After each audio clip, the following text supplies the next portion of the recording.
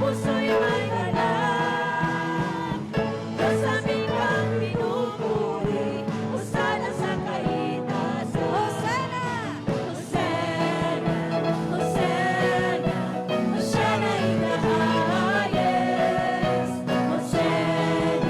Hosana! Hosana in the highest. Lord, we lift up your name with a heart full of praise. Be exalted, O Lord our God. Hosanna in the highest. Hosanna in the highest. Hosanna in the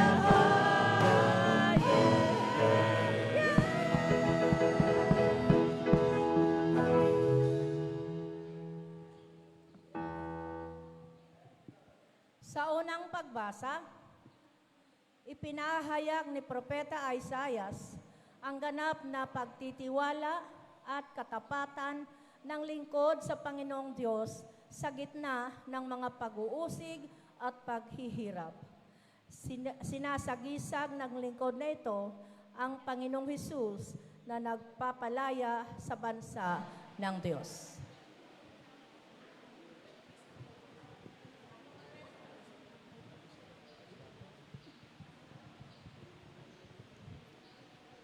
Pagbasa mula sa aklat ni Propeta Isaias.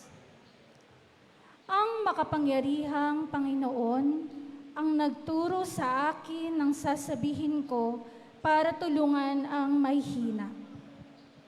Tuwing umaga'y kanyang binubuksan ang aking pandinig. Nananabik akong malaman kung ano ang ituturo niya sa akin. Binigyan niya ako ng pangunawa, hindi ako naghimagsik ni tumalikod sa Kanya. Hindi ako tumutol nang bugbugin nila ako. Hindi ako kumibo nang ako'y kanilang insultuhin. Pinabayaan ko silang bunutin ng buhok ko't balbas, gayon din nang lorhan nila ako sa mukha. Ang mga pagdustang ginawa nila'y di ko pinapansin, pagkat ang makapangyarihang Panginoon ang tumutulong sa akin.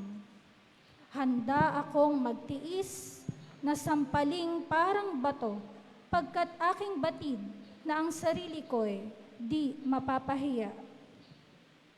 Ang salita ng Diyos. Salamat sa Diyos.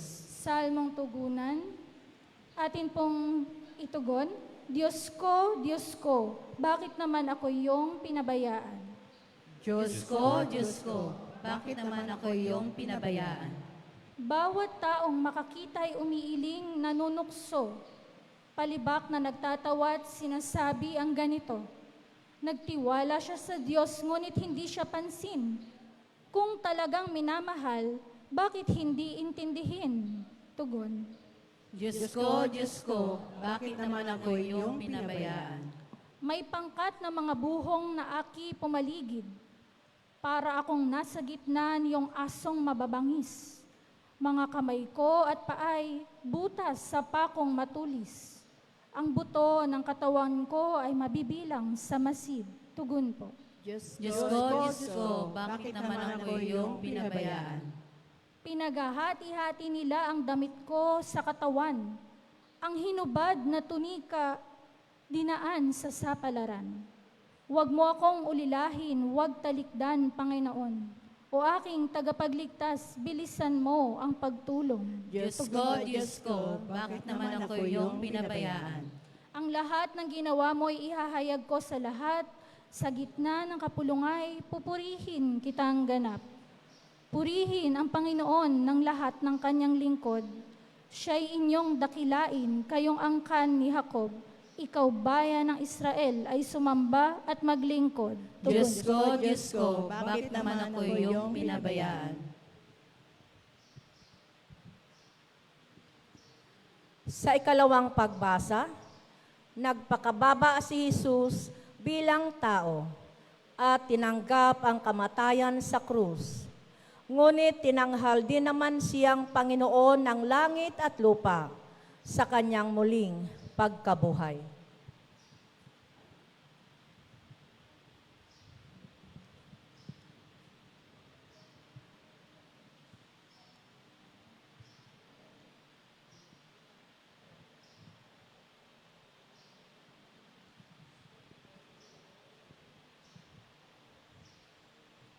Pagbasa mula sa sulat ni Apostol San Pablo sa mga taga-Pilipos.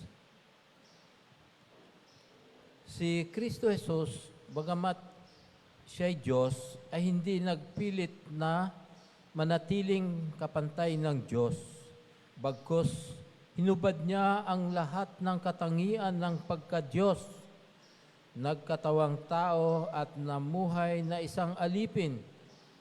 Nang maging tao siya ay nagpakababa at naging masunurin hanggang kamatayan. Oo, hanggang kamatayan sa krus. Kaya naman, siya ay tinampok ng Diyos at binigyan ng pangalang higit sa lahat ng pangalan.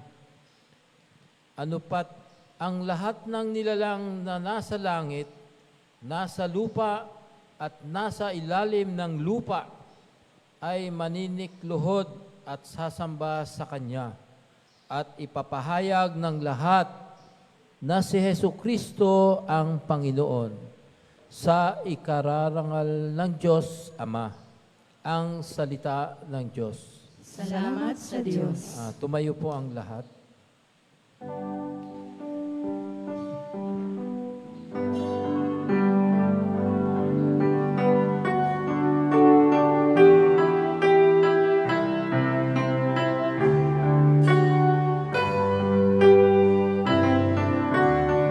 Thy word is a light unto my feet and a light unto my path.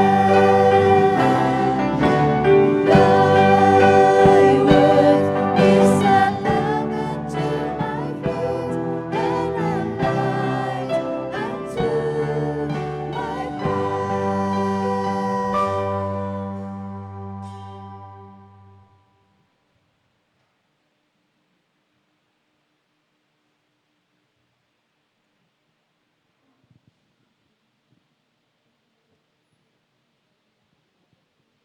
So diretso na tayo, mga kapatid, sa ating pagbasa.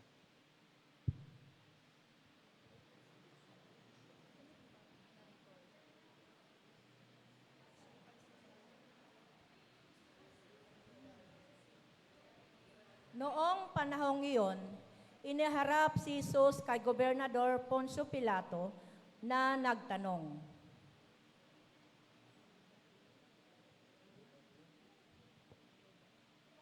Ikaw ba ang hari ng mga Hudyo?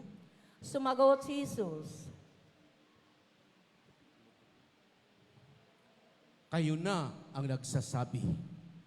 ngunit nang paratangan siya ng mga punong saserdote at ng matatanda ng bayan, hindi na siya sumagot, kaya sinabi sa kanya ni Pilato, Hindi mo ba naririnig ang pinararatang sa iyo?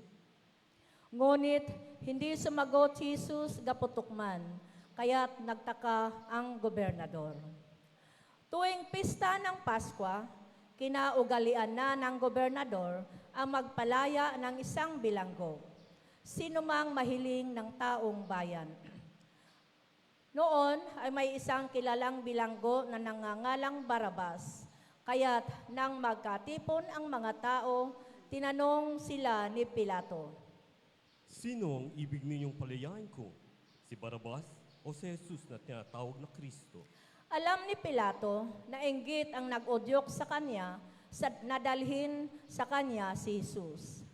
Hindi lamang iyan, samantalang siya'y nakaluklok sa hukuman, nagpasabi sa kanya ang kanyang asawa, Huwag kang makialam sa taong iyan na walang kasalanan, sapagkat kagabi pinahirapan ako ng aking panaginip tungkol sa kanya. Ang mga tao na may sinulsulan ng punong saserdote at ng matatanda ng bayan na hilingin kay Pilato na si Barabas ang palayain at si Jesus ang ipapatay. Muli silang tinanong ng gobernador, Sino sa dalawang ibig ninyong palayain ko? Si Barabas po. Sinabi sa kanila ni Pilato, Kung gayon, ano ang gagawin ko kay Jesus na tinatawag na Kristo? sumagot ang lahat. Ipako sa krus. Bakit? Anong masama ang ginawa niya? Ngunit lalo pa nilang isinigaw. Ipako sa krus! Nang makita ni Pilato na wala siyang magagawa at malamang pang magkagulo ang mga tao, nagpakuha siya ng tubig at naghugas ng kamay sa harapan ng mga tao. Wala akong pananagutan sa kamatayan ng taong ito. Bahala kayo. Sumagot ang mga tao.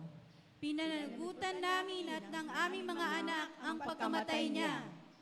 At pinalaya niya si Barabas, ngunit ipinahagupit si Jesus at ibinigay sa kanila upang ipako sa krus. Si Jesus ay dinala ng mga kawal ng gobernador sa pretorio at nagkatipon ang buong batalyon sa paligid niya.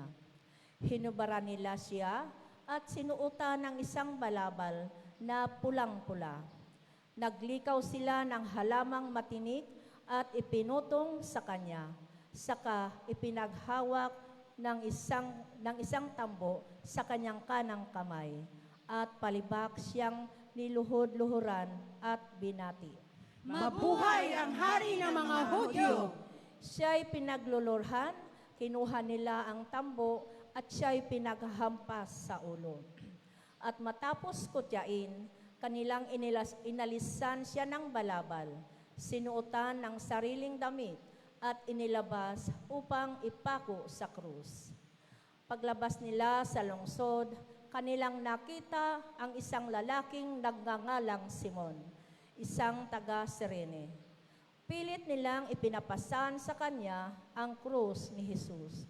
Pagdating sa lugar ng tinatawag na Golgota, na nangangahulugang puok ng bungo, binigyan nila si Jesus ng alak na hinaluan ng apdo. Ngunit nang matikman niya ay hindi ininom. Nang maipako na siya sa krus, pinaghati-hatian nila ang kanyang mga damit matapos pagsapalaran. At naupo sila upang siya'y bantayan.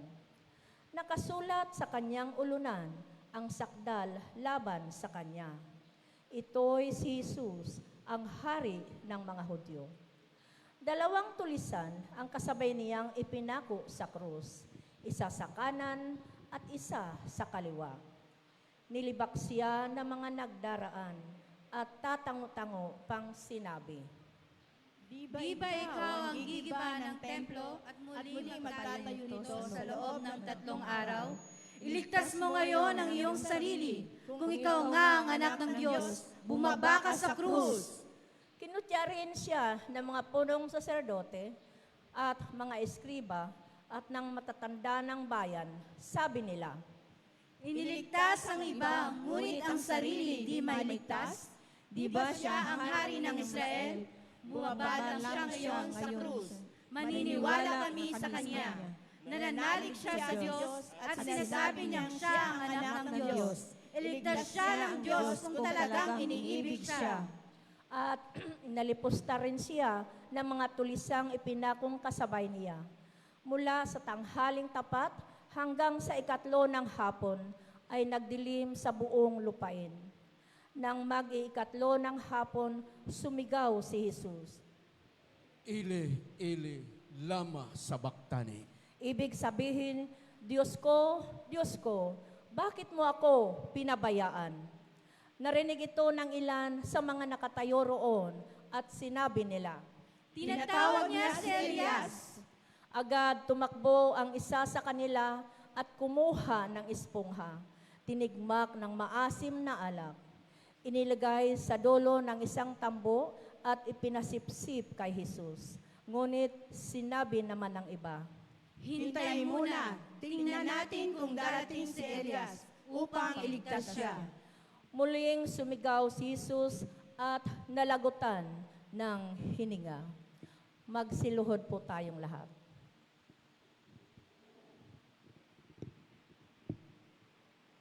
Magsitayo na po tayo. Biglang napunit sa gitna ang tabing ng templo, mula sa itaas hanggang sa ibaba. Nayanig ang lupa, nagbitak ang mga bato, nabuksan ang mga libingan, at nabuhay ang maraming banal na namatay na. Lumabas sila sa libingan at nang muling mabuhay si Jesus, sila'y pumasok sa banal na lungsod at nakita roon ng marami. Nasindak ang kapitan at ang mga kawal na nagbabantay kay Jesus. Nang maramdaman nila ang lindol at masaksihan ang lahat ng nangyari, sabi nila, Tunay na ito'y anak ng Diyos. ang mabuting balita ng ating Panginoon. Pinupuri ka namin, Panginoong Hesukristo.